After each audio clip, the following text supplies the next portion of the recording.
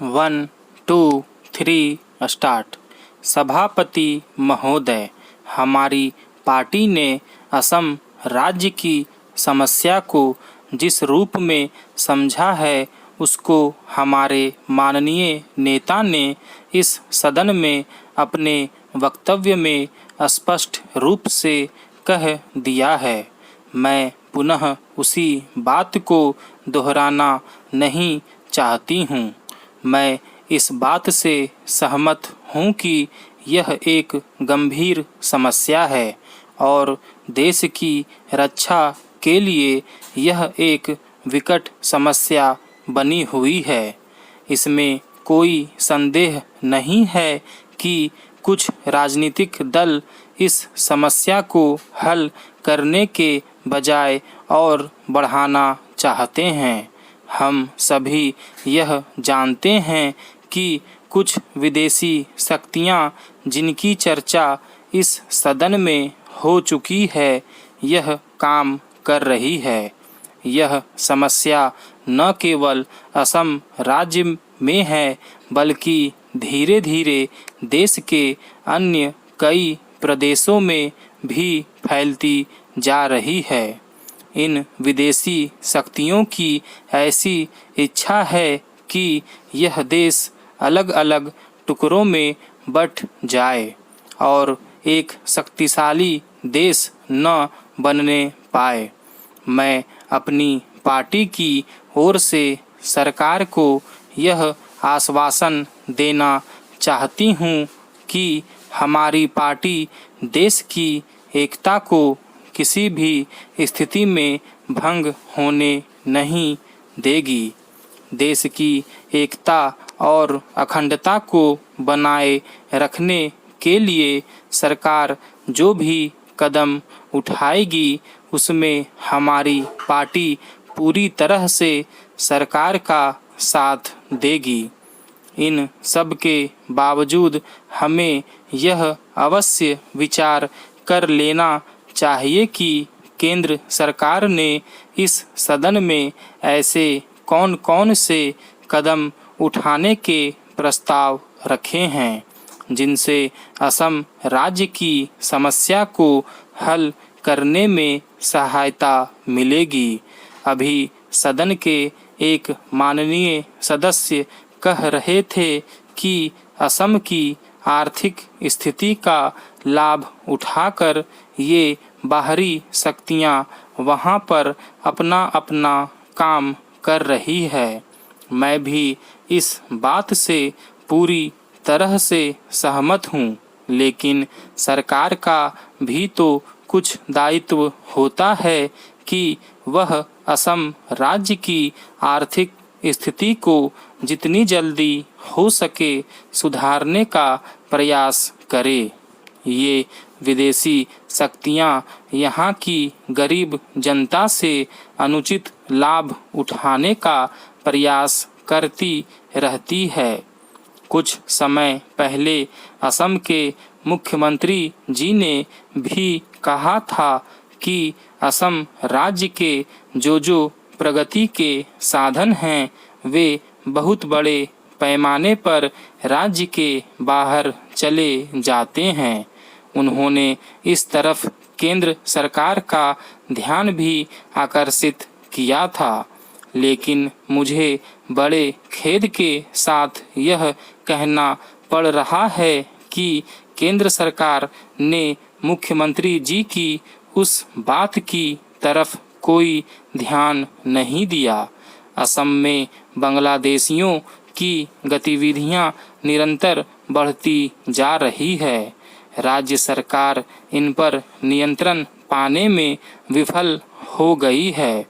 इसीलिए बोडो प्रभाव क्षेत्र के 7 जिलों में सेना तैनात की गई है। सेना ने उग्रवादियों के विरुद्ध ऑपरेशन क्रांति के नाम से कार्रवाई शुरू कर दी है। पिछले दिनों उग्रवादियों ने कई बेकसूर लोगों के मौत के घाट उतार दिया।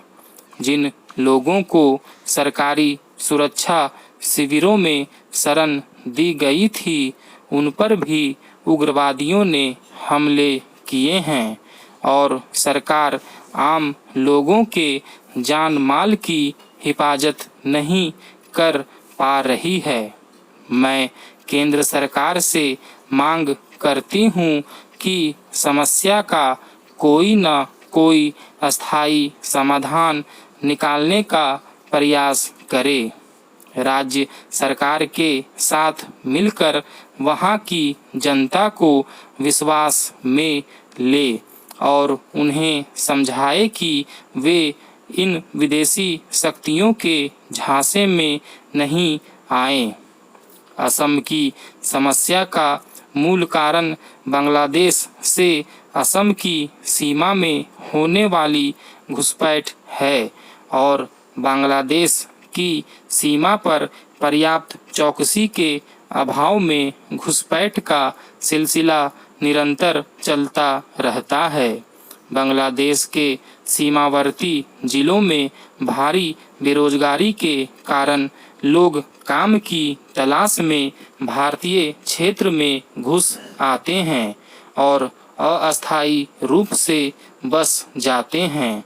राज्य सरकार न तो सीमा पर घुसपैठ को रोकने में कामयाब हो पाई है और न ही विदेशियों को असम से बाहर ला पाई है। इस वजह से भी टकराव और उग्रवाद को बढ़ावा मिल रहा है। यह बहुत स्पष्ट है कि बोडो बहुल क्षेत्रों में हालत इस हद तक खराब हो गए हैं कि राज्य सरकार के लिए उन पर काबू पाना कठिन हो गया है। यदि केंद्र सरकार समय रहते हिंसा को रोकने का प्रयास करती तो जातीय दंगे शुरू होते ही उन पर नियंत्रण कर लिया जाता और शायद हालात इस हद तक खराब न होते। बोडो परिषद बनाने के बारे में उग्रवादियों के साथ सरकार का समझौता हो चुका है, लेकिन उस समझौते का कोई असर नहीं हुआ है। बोडो के भी कई गुट बन गए हैं। इनमें से कुछ समझौते को स्वीकार करते हैं और कुछ नहीं। ऐसी दशा में जरूरत इस बात की है कि समस्त बोडो नेताओं से बात करके समस्या का कोई सर्वसम्मत समाधान निकालने का प्रयास किया जाए। इसके विपरीत असम सरकार ने बोडो के जिन लोगों पर हिंसा, आगजनी और हत्या के आरोप लगाए हैं, उन्हें सरकारी संरक्षण मिल रहा है। ऐसी दशा में हिंसा पर अंकुश लगने के बजाय उसे प्रोत्साहन ही मिल रहा है और हालात निरंतर बिगड़ते जा रहे हैं। ऐसा हालात में राज्य में केंद्र सरकार का दखल देना अनुचित नहीं होगा।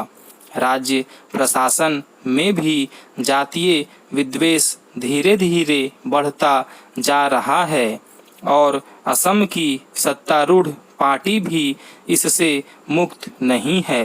विपक्षी सदस्यों ने लोकसभा में असम के मामले पर बहस के दौरान वहां राष्ट्रपति शासन लागू करने और विधानसभा को भंग करने की मांग की थी, परंतु सरकार द्वारा उस पर कोई निर्णय नहीं लिया गया। सभापति जी, संविधान में यह व्यवस्था है कि यदि किसी राज्य में वहाँ की सरकार कानून और व्यवस्था बनाए रखने में विफल रहती है तो भारत के राष्ट्रपति वहाँ के प्रशासन की कमान अपने हाथों में ले लें। इसके बाद उस राज्य में सख्ती से कानून का राज स्थापित करें और फिर नए सिरे से विधानसभा का चुनाव कराकर लोकप्रिय सरकार के गठन का मार्ग प्रशस्त करे। स्टॉप।